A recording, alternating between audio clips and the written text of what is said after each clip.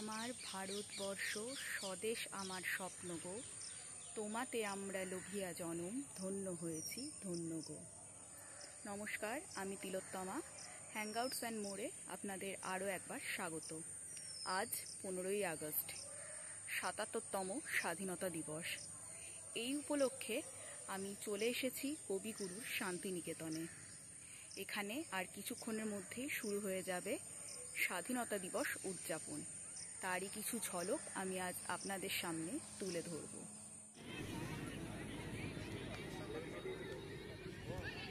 বন্দে মাতরম। আজ 15ই আগস্ট 2024, স্বাধীনতা দিবসের 77 বছর পূর্তি।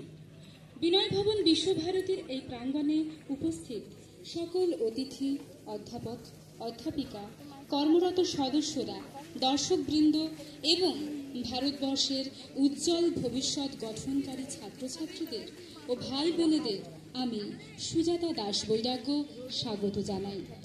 আজকের এই বিকশিত ভারত অনুপ্রাণিত স্বাধীনতা দিবস অনুষ্ঠানে যারা উপস্থিত আছেন, আপনাদের সবাইকে, সমগ্র বিশ্বে যারা ভারতবর্ষকে ভালোবাসেন, গণতন্ত্রকে ভালোবাসেন, তাদের সকলের প্রতি হার্দিক শুভকামনা। আজ স্বাধীনতা দিবসের এই পবিত্র লগ্নে আমাদের সমস্ত স্বাধীনতা সংগ্রামী, সমস্ত বীর সেনানী ও বীরাঙ্গনাদের, যারা এই দেশ গড়েছেন, দেশকে এগিয়ে নিয়ে গিয়েছেন, আমরা তাদের প্রতি বিনম্র শ্রদ্ধা নিবেদন করি। আজ এক পা দুপা করে 77 বছর পেরিয়ে গেল এই স্বাধীনতার বয়স। প্রায় 200 বছরের ইংরেজ শাসন থেকে দেশকে মুক্ত করার জন্য এই বাংলা তথা সারা ভারতবর্ষ জুড়ে যে আন্দোলন, যে সংগ্রাম, যে আত্মত্যাগ রয়েছে, তার ইতিহাসকে স্মরণ করে বীর শহীদদের প্রতি, সমস্ত স্বাধীনতা সংগ্রামীদের প্রতি নিবেদন করব আমাদের শ্রদ্ধার্ঘ্য।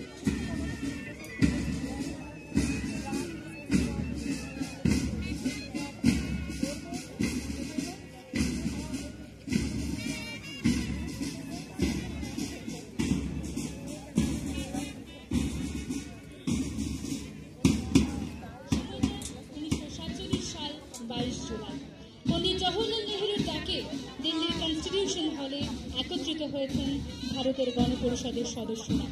উদ্দেশ্য একটাই, স্বাধীন ভারতের পরিচয়বাহক পতাকার রং কেমন হবে। আলোচনার পর ঠিক হলো ভারতের জাতীয় পতাকা হবে তেরঙ্গা।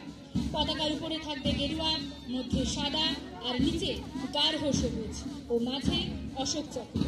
গেরুয়া ত্যাগ ও শৌর্যের প্রতীক, সাদা শান্তি ও পবিত্রতার প্রতীক, গাঢ় সবুজ সুজলা সুফলা সমৃদ্ধ ভূমি ও তারুণ্যের প্রতীক। 14ই আগস্ট মাঝরাতে ক্ষমতা পাওয়ার পর 15ই আগস্ট লালকেল্লায় ভারতের জাতীয় পতাকা উত্তোলন করেন স্বাধীন ভারতের প্রথম প্রধানমন্ত্রী জওহরলাল নেহরু।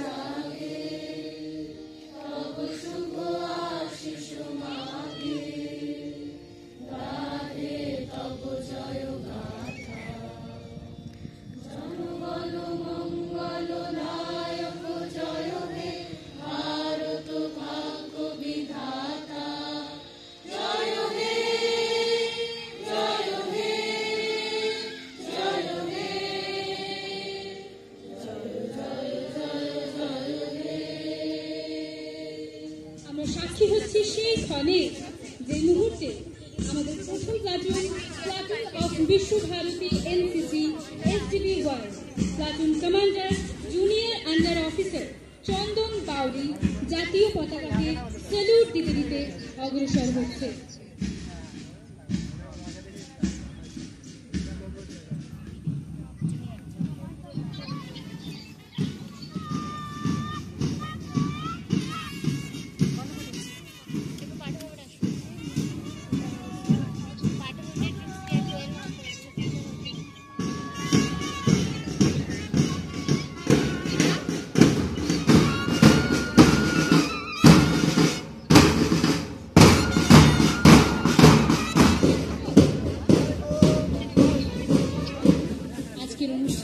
অন্তিম লগ্নে আমরা শপথ নিই আমাদের এই অর্জিত স্বাধীনতার মর্যাদা আমরা রক্ষা করি। এই দেশের মান রক্ষার্থে আমরা আমাদের প্রত্যেকটা পরিশ্রমের দান আমরা আমাদের দেশকে স্মরণ করে নিবেদন করি। এই শপথ যেন আমাদের প্রত্যেকটি অঙ্গে অঙ্গে থাকে।